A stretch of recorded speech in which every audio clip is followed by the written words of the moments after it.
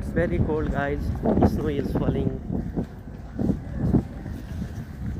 अहिले हिउँ पर्दा त त्यति धेरै चिसो छैन, तर आजबाट सायद यो जाडोमा चाहिँ पहिलो दिन हो हिउँ पर्न सुरु भएको।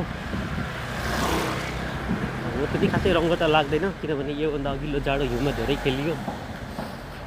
तर पनि साउथ कोरियामा आज यो जाडोमा चाहिँ पहिलो दिन हिउँ परेको।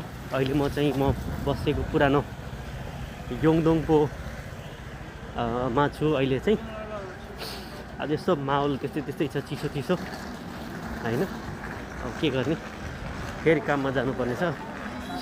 त्यो काममा चाँडै पुगेन भने अहिले उहाँ बुढो कराएर उत्पात मचाउँछ। त्यसलाई हैजाले खाने बुढो। म अब स्टेसन जाँदैछु। स्टेसन आइसकेको छ है।